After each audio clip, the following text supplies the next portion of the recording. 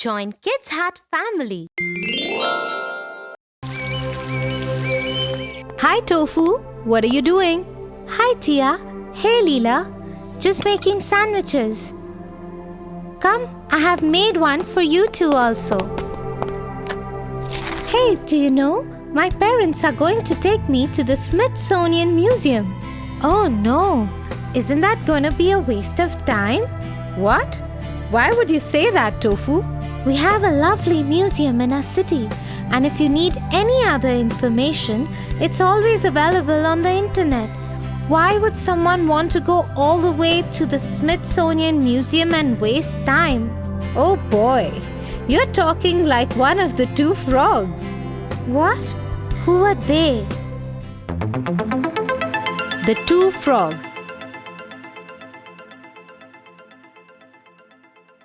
Once upon a time, two frogs who were very good friends lived in a village. One day, they decided to go to the big city. We've never been to the big city. Should we go there? Have a look? It's 10 miles away. But yes, let's go. And so the two friends set on their way to the city. They walk on for hours, but there were no signs of the city. Do you think we are closer to the city now? Well, I don't know, but I am certainly very tired. Why don't you climb on my back and see if you can spot the city line? Okay. The frog climbed up on his friend's back and looked for the city line. But he did not realize that he had climbed up looking the other way. He was facing the village and not the city. He climbed down and reported to his friend what he saw. I can see it! I can see it! Yes, I can see the city line! Really? What does it look like? It looks exactly like a village. Really? Are you sure of that? Yes. It looks like it is a few hours away. Well, if the city looks exactly like a village, then I don't see any point in going all the way to visit. Yes, I agree. Let's turn back and go home. Disappointed that the city looks exactly like the village, the two friends turned back and went home. There, they told all the other frogs what they'd seen, and everybody decided that their village was the best and the city had nothing new or different to offer. Well, I've changed my mind. You should definitely go to the Smithsonian, and if you have room for two in the car, Tia and I will also come along. Sure.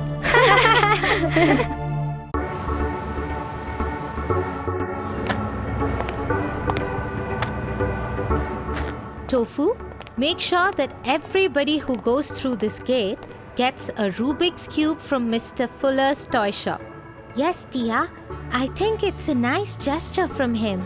So many of my friends have decided to come to the fair for free giveaways from his store. Hey, Tia, I will give you a pack of candies if you give me a big bag of Rubik's Cubes.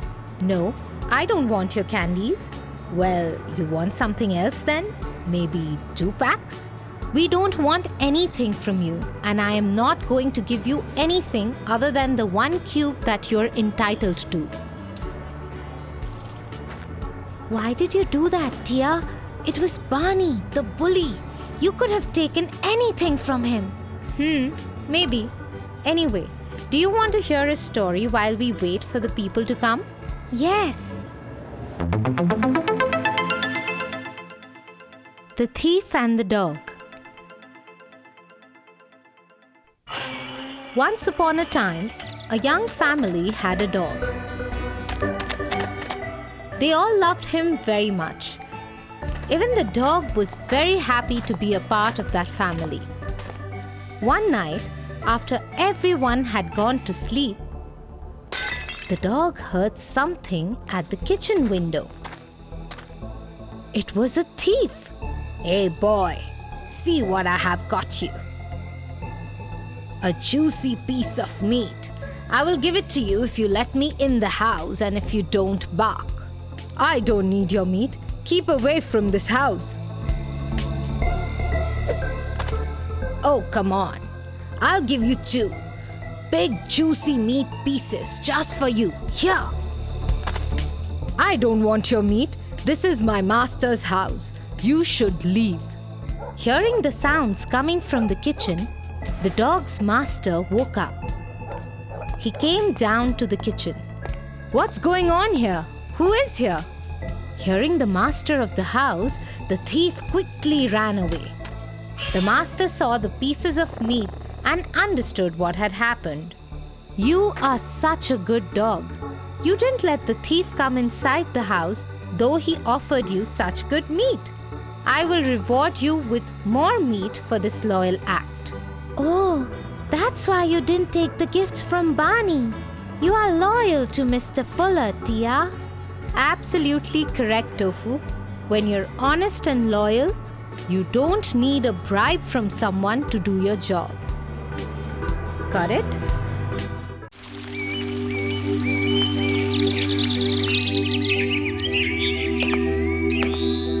Hey, Tofu. Hi, Tia. What's the matter? Are you all right? No, I'm not. Through some series of events, Jim, Pam, and I have to compete against Raul and Tina in the quiz contest tomorrow. Don't you want to? We don't think we should. Raul, Tina, and Joe have been preparing for this for 2 months. Now Joe has fallen ill, so that leaves only Raul and Tina on their team. Plus, we are a grade ahead of them. It's only by a lucky draw that we have ended up against them. We didn't even want to participate, but if we do, we will definitely win. So you are worried that if you defeat them, it'll be sheer luck and not by preparation. Yes, and it isn't fair to them because they really want to win while we've ended up there by chance. Maybe you can let them win. How will that work? The way it did with the Reluctant Dragon.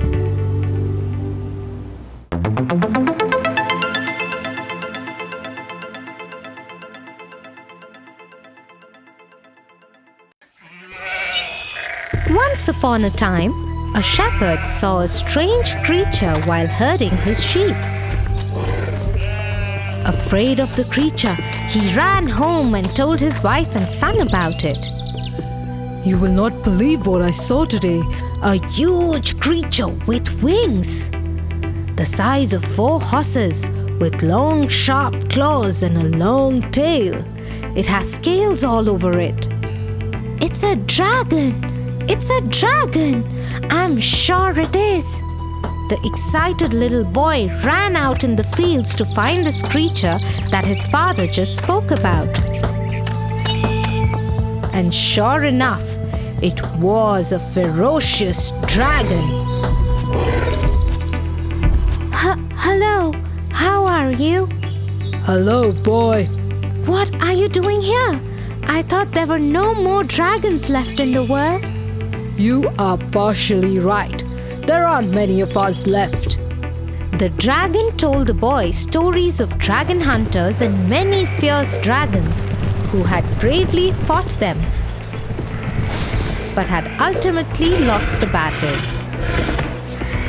Fascinated by the majestic dragon and his stories, the boy kept returning to him every day.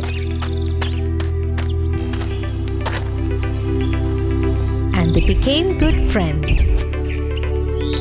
One day, when the boy was in the village, he overheard some villagers talking. St. George the Dragon Slayer is coming. He will slay the dragon who is living in our village.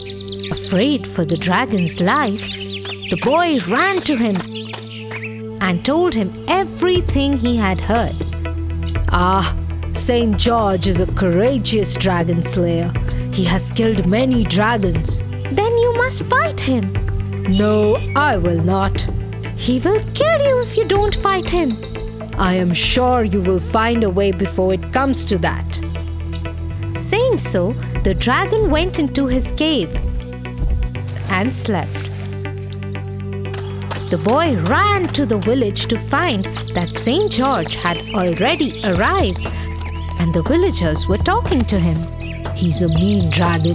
He ate all our cattle.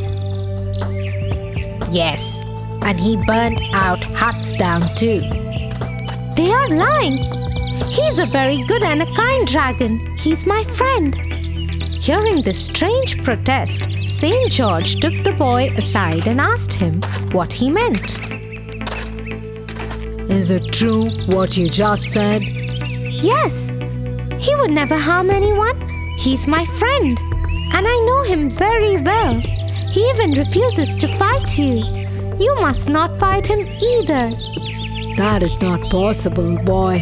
The villagers want to see a fight, and we must give them one. Take me to your dragon.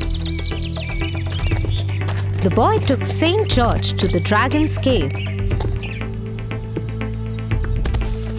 But the dragon still refused to fight. We can pretend to fight. I will not harm you and you will not harm me. When I throw the spear, you pretend that it hits you. Pretend to get hurt. I can do that. But you must promise a feast after that. The next morning, the villagers gathered in the open field to see the fight they had been waiting for. And what a fight it was! St. George lured the dragon into a trap and threw his spear at him as he tried to escape it. The dragon fell on the ground with a huge thud and couldn't get up again. Kill! Kill! Cut off his head! Cut off his head!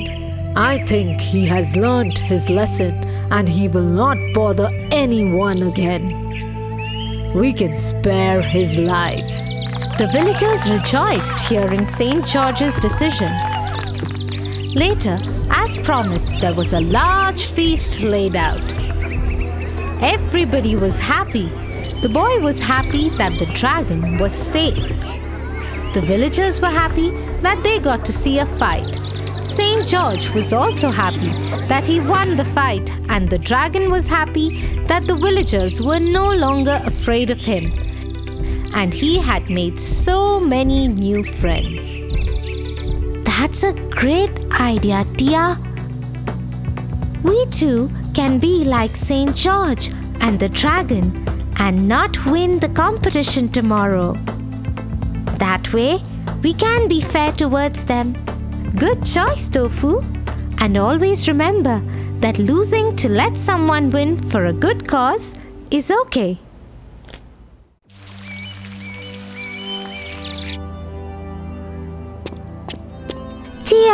Tia, I'll call you back.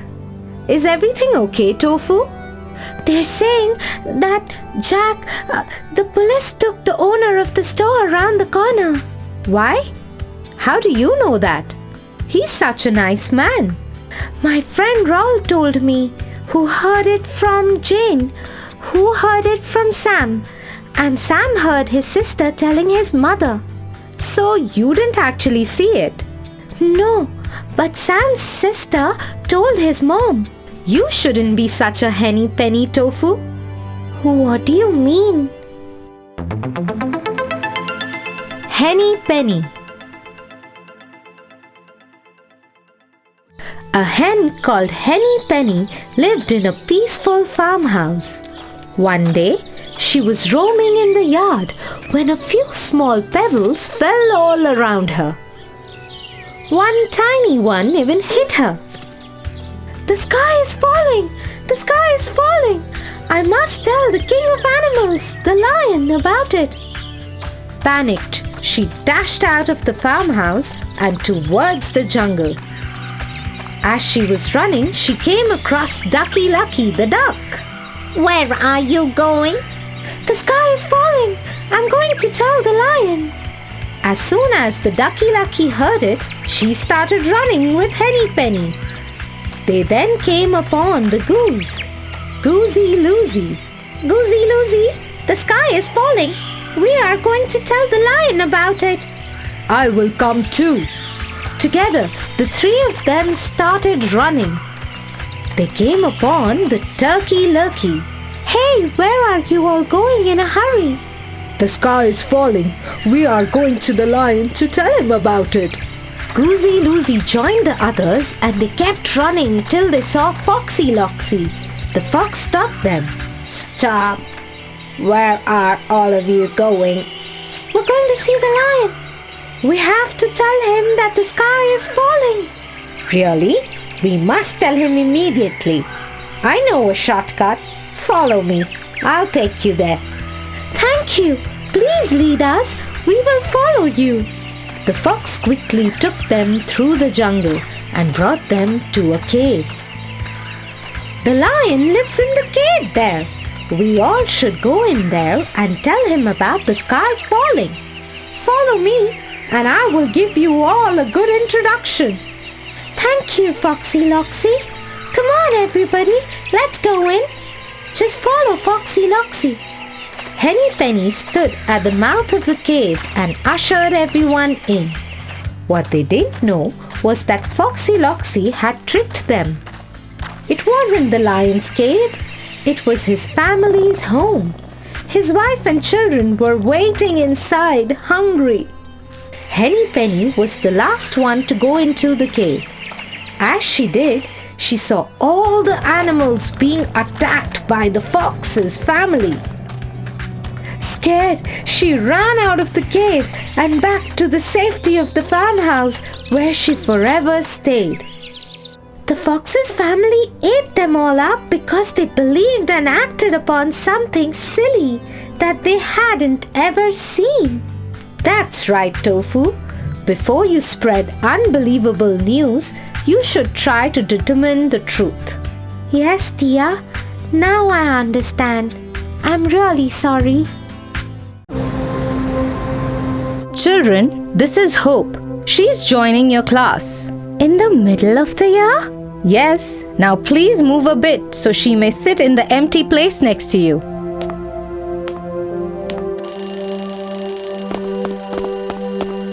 Tia, a new girl joined our class today. Oh, in the middle of the year? Yes, and can you believe it? The teacher made her sit next to me. Well, that's good. She'll need friends in a new school. You can be that friend and make sure she doesn't feel lonely or scared. Also, this will give you a chance to make a new friend. Yes, maybe I could, but I don't have the time right now. Maybe after a few days. Okay, just remember, Tofu, what you do today will affect your tomorrow. What do you mean? The trees and the axe. Once upon a time, a woodcutter reached the forest but noticed that his axe's handle had broken. Oh no! I will not be able to do any work today. My axe's handle has broken. I will have to go back home. Don't worry. If you really need help, then you can take one of my branches and make a handle for your axe with it. That's a very good idea. Really? You would let me do that? Of course, why not? Thank you. Thankful for the help that he had been offered, the woodcutter gently cut off a part of the tree's branch. With care and skilled craftsmanship, he made a beautiful handle for it. Once his axe was ready, he started chopping larger portions of the trees. One by one, he chopped off most of the trees. I cannot believe what he has done. Yes, one by one he has cut down all our friends. What fools we have been, handing over a weapon of our destruction to our enemy. Yes, true. We should have thought all those days ago before helping him fix his axe. Yes, our actions on that day are the reason why we have this situation today. That's a good story, Tia. And it helps me thinking, if I wait before becoming friends with Hope, I may not be of any help to her. or I might miss the chance of being friends with Hope completely. Yes, that's right, Tofu. Well, tomorrow, when we come back to school, I will make sure that that does not happen. That's good. For your favorite rhymes, stories, and more, join Kids Hat family. Subscribe here.